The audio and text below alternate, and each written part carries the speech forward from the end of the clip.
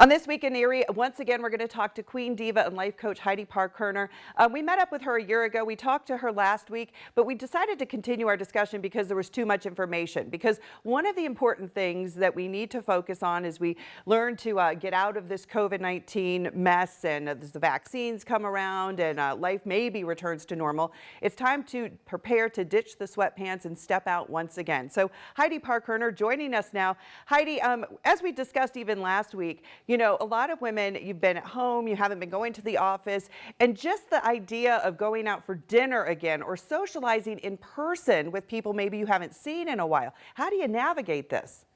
Well, that's a really good question. I call it the new normal. How do you get back into that? So many of us keep saying we want that, but all of a sudden it's like, well, geez, I haven't been out in public. Geez, I go to the grocery store. We wear these masks. We feel like we're not even, can't even let people see our faces, our lipstick, whatever. So the reality is just to start visualizing what do you want your new year to look like? Similar to what you and I did last year, Jill. What do you want your new normal to look like? But the most important thing, I believe, is to look at our lessons learned from last year and what's going to be different this year. I bet you right now there's people out there right now that just said, you know what? Weren't really there for me this year. I don't really need them in my life. What's going to be different? How are we going to show up? How are we going to be different with ourselves and compassionate? So I think it's about taking the gifts that we learned and knowing that there was a reason for that and a lesson and taking them into the new year. So one is just being more open. How do you see yourself taking some of that? And how do you feel about, Jill? I know that you're on the air every day, but how do you feel about going back and seeing some of your friends and socializing yourself? Are you excited? Are you nervous? How do Yeah, you feel about that? I'm excited. I mean, like I've said before, I had a nice close group of friends and we did stay somewhat social with our little tribe, as we called it. And I look forward, though, to those spontaneous moments where you can just go out and have dinner with maybe some people outside of that tribe. Just a couple of weeks ago, I did meet up with some friends I haven't seen in quite a while. And it was one of my first times like sitting in a restaurant in almost a year's time.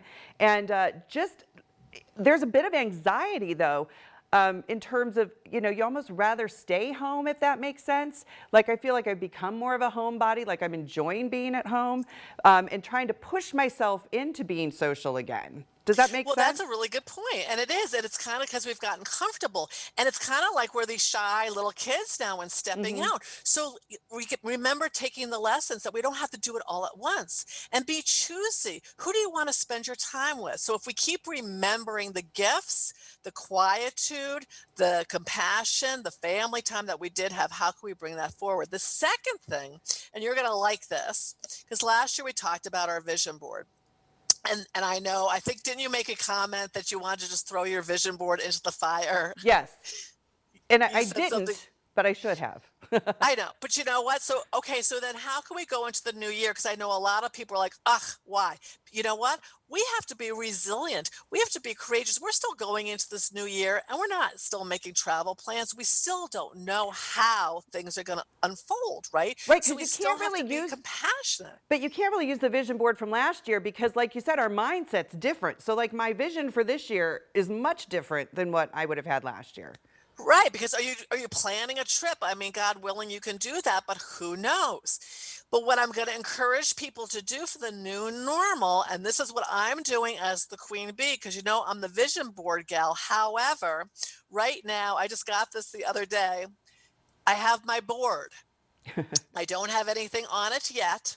I've been clipping. Part of me was like, oh, I don't even know if I was going to do it. But you know what? I started to get inspired. It's the end of the month and I'm going to do it. Now, notice it's small. I brought you my vision board last year. It was really big with all these big visions.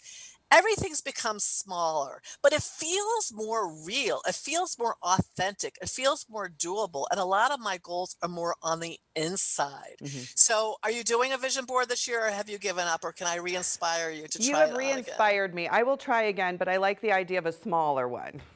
Yeah, go smaller and still have fun with it because you know what? It is a new year and we have to have hope in our hearts.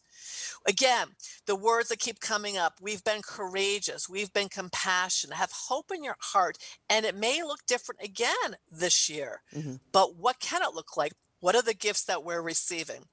Lastly, I want to encourage people because they keep saying they're just going to wait or they're not getting online or not visiting people. So I'm all about visual and virtual networking. I teach networking handshakes the old days. Reach out to people.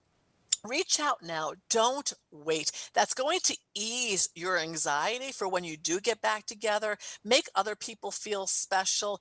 Don't completely cut people off from your life. So I do really encourage people just to kind of reach out to make it feel more normal for the phone. I mean, I hear a lot, Jill, do you get that Zoom burnout? I mean, I know you're on the air, but I hear a lot of people, oh, I don't want to talk to my friends or see my friends because of Zoom burnout. Do you Well, I mean, experience I, that? I did those Zoom, happy hours initially, and we were all just like kind of to the point, like, this is kind of stupid.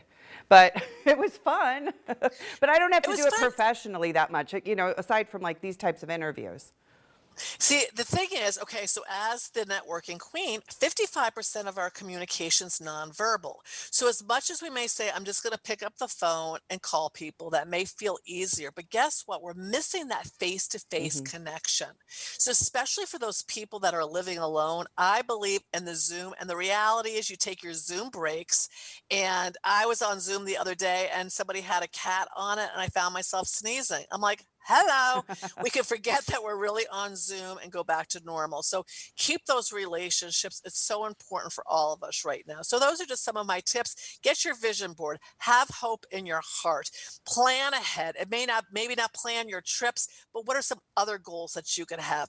I'm having a blast meeting all these people around the world Hmm. and I'm loving it. Yeah, you have to And look at the positive. You really do. And if that's one thing we've learned is just try to find the positive.